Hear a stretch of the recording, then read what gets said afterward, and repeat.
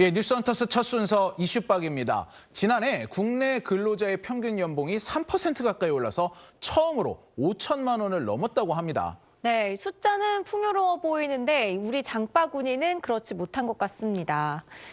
네, 저 같은 경우만 해도 내 월급이 이렇게 올랐나 싶은데 네. 이게 아무래도 평균 연봉이다 보니까 여기에 함정이 있다라는 말도 나오고 있습니다. 맞습니다. 관련 내용 중소기업 컨설팅 전문가인 김경민 대표와 함께 자세히 알아보겠습니다.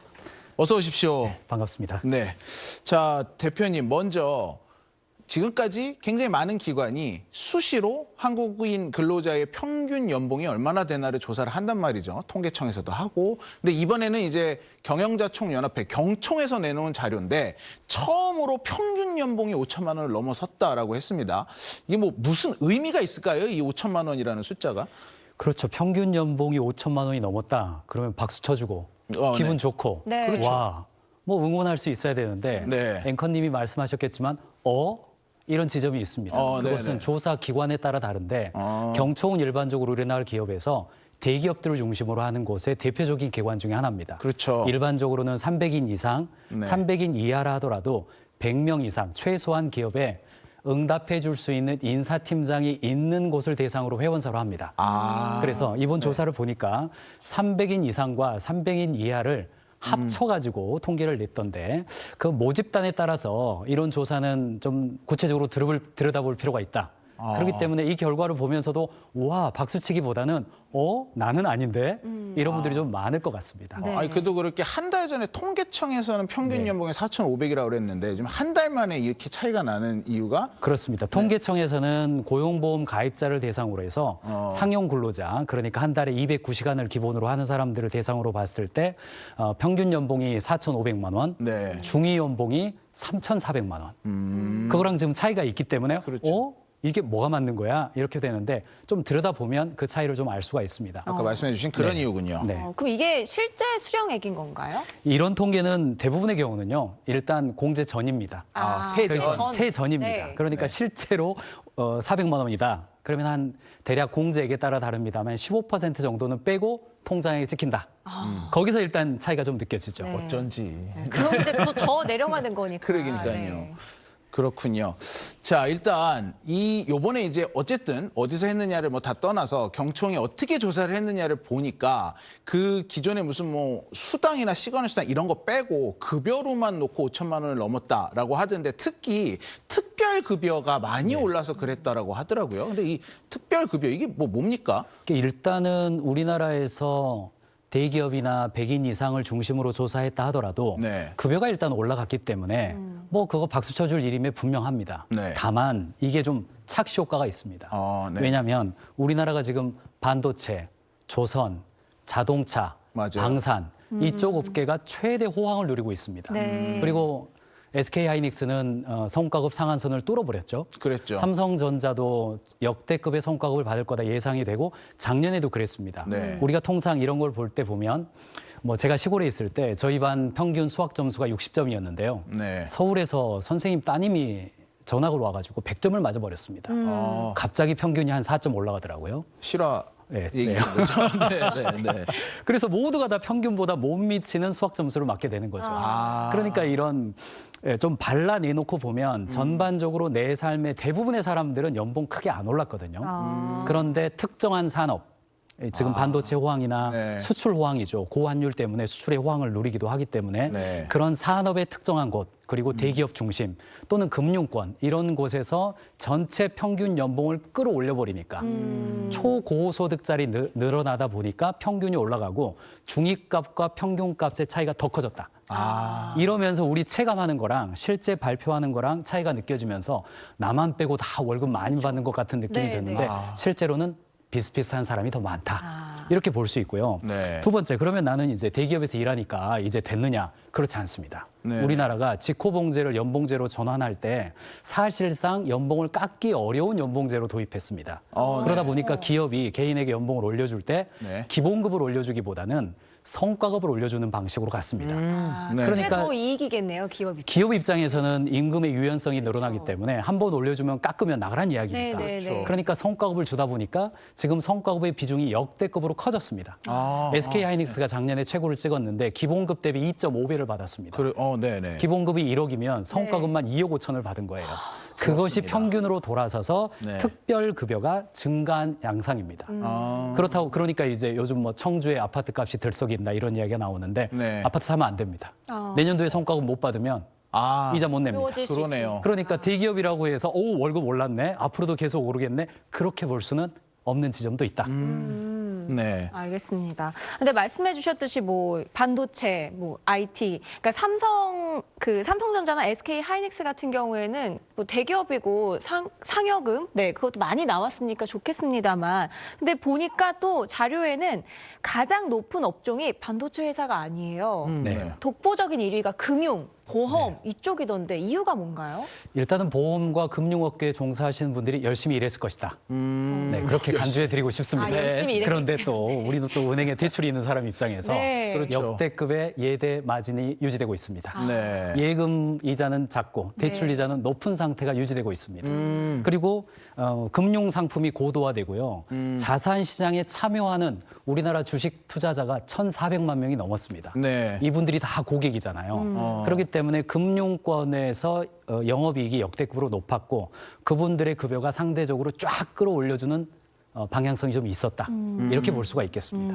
근데 옛날에도 어른들이 야, 너 은행 들어가. 막 이랬었단 말이에요. 선호 직장이었어요. 네, 네. 근데 지금 뭐 반도체가 요즘은 짱이야. 막 이런 말이 있는데도 여전히 은행의 연봉이 이렇게 압도적으로 높았던 걸 보면 지금도 젊은 층에서는 은행 가는 걸 좀 선호를 하는 이 현상이 아직도 이어진다고 보는지 아니면 그래도 좀 미래 IT 쪽 이쪽이 많이 커지고 있다고 보는지 이 컨설턴트시니까 어떤 네. 추세인지 좀 궁금하네요. 이거는 이제 개별 기업의 상황과 국가적인 상황은 좀 다르겠습니다만 네. 지금 미국이 마가 운동을 벌이고 리쇼어링 운동을 벌이는 이유가 뭐냐면 유럽 사회가 네. 제조업 중심의 성장을 하다가 고부가가치 산업으로 이동하면서 제조업을 국외로 이전시키고 네. 국내는 주로 금융과 어떤 콘텐츠 중심, 문화 중심으로 이전해 갔습니다. 그 결과 탄탄한 제조업이 무너지면서 국가의 생동력이 떨어졌다.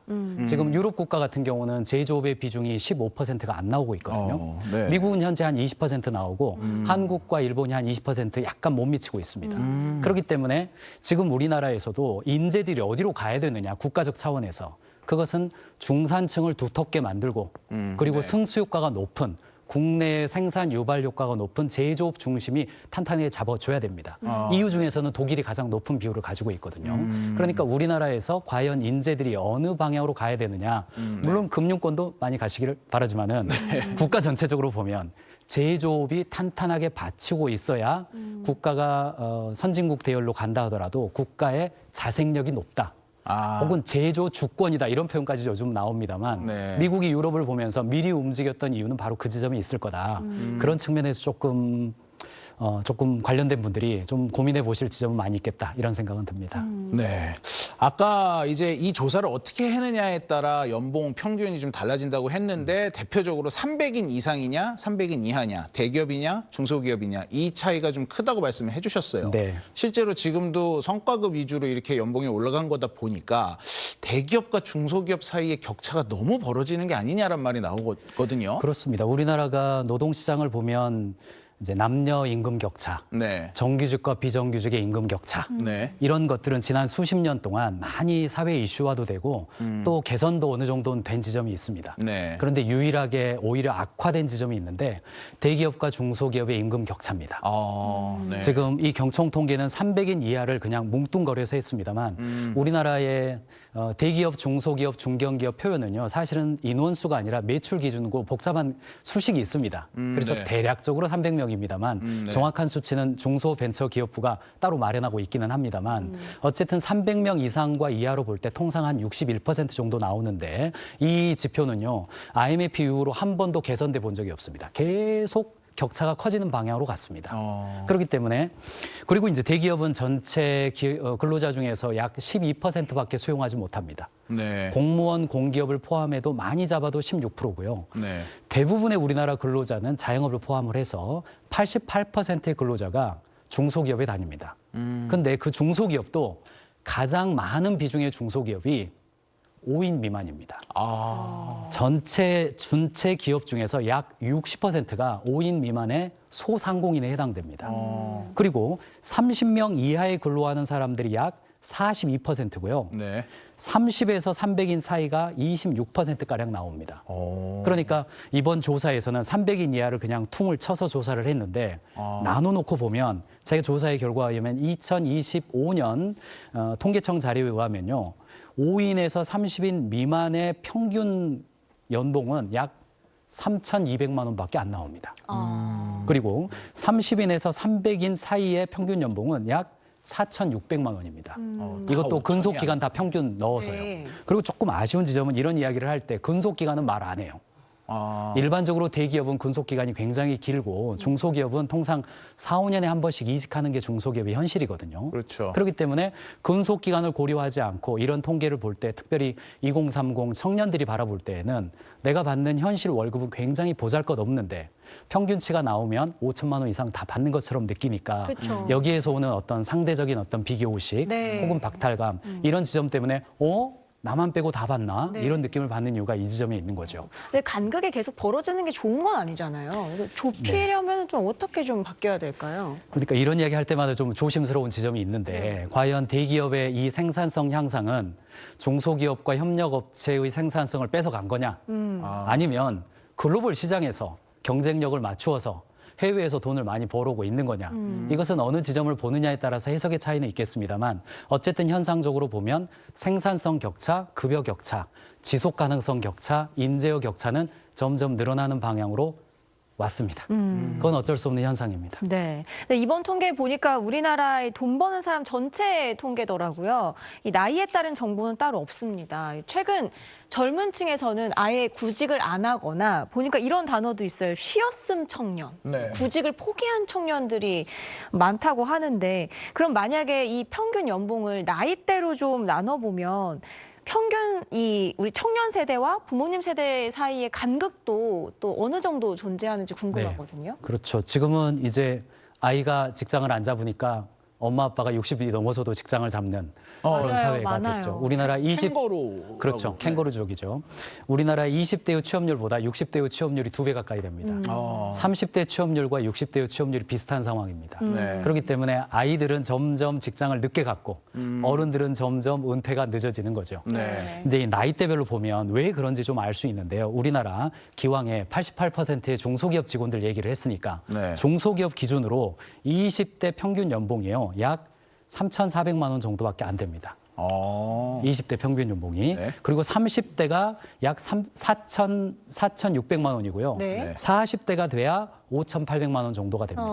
중소기업 기준으로요. 네. 중소기업 기준. 기준이니까 여기는 300인 이하니까 네. 더 작은 기업으로 내려가면 더 줄어듭니다만 그러니까 기왕이면 엄마 아빠가 늦게 은퇴하고 월급을 오랫동안 받으시고 네. 임금 피크제 하시고 정년 연장까지 하셔서 그 직장에 그냥 버텨주시는 게 네. 아들 입장에서는 네. 훨씬 나은 거죠. 이게 좀 슬프네요. 좀. 그러게요.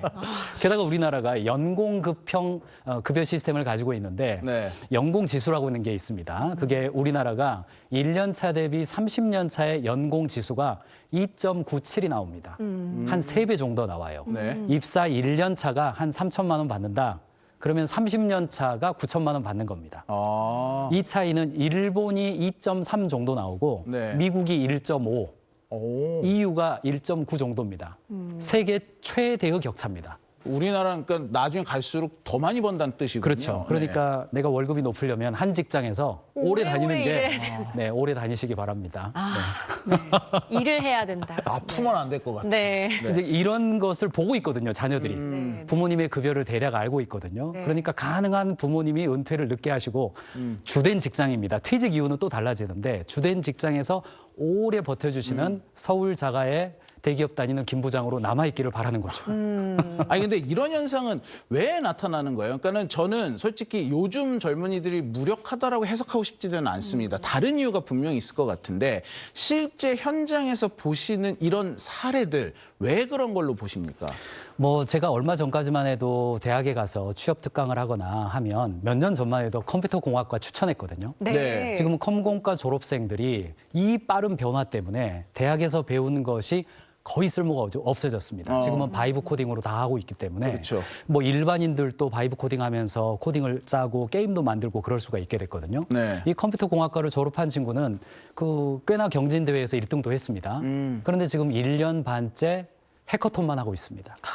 경진 대회만 1년 반째 하고 있어요. 네. 그러니까 청년들 입장에서는 저기가 꼴대네 하면서 열심히 달렸는데 3, 4년 지나니까 꼴대가 이동해 있는 거예요. 디자이너가 좋다더라 갔는데 없어졌고 환경 공학이 좋다더라 갔는데 없어졌고 하는 거죠. 네. 이게 청년들 입장에서는 이렇게 빠른 사회의 직업과 직무의 변화를 내가 배운 전공이 수용할 수가 없는 겁니다. 그래서 요즘 대학들도 융합 학과를 만들고 합니다만 속도가 느리죠. 반대로 기존에 있는 기존에서 은퇴를 하지 않으면서 대기업에서 최소한 과차 부장까지 계신 분들은 네. 사실상 해당되는 직업에 대해서 전문가 수준에 오른 분들입니다. 이것을 두고 사실은 이런 분들이 은퇴를 하시고 나면 통상 우리가 주된 직장의 은퇴 연령이 50세 플러스 마이너스입니다. 네. 그리고 실질 은퇴가 70대 초반까지 갑니다. 그러면 결국 20년 동안 다른 직업을 가지시는데 첫 번째 이직 시에 40%가 줄어듭니다. 두 번째 이직할 때 그 기준에서 50%가 줄어듭니다. 그리고 결국 60대가 되면 다 최저임금으로 다 모입니다. 네, 청계산 앞에 다 모이는 거죠. 네. 두 번 이직하면 최저임금으로 가거든요. 그러면 이걸 뒤집어서 설명하면 국가적으로 보면 고숙련 근로자가 네. 최저임금 단위로 내려가는 것을 안타까워해야 되느냐. 반대로 실력이 없는 분들이 무임승차했던 것이 좋아지는 거냐. 이것도 해석에 따라서 네. 굉장히 다를 수 있고 우리나라의 지금 정년 연장이라든가 청년 실업이라든가 사회적 대합이 관련돼서도 어떻게 해석하느냐에 따라서 관점은 있겠습니다. 알겠습니다. 자, 오늘 말씀 여기까지 듣겠습니다. 감사합니다. 감사합니다.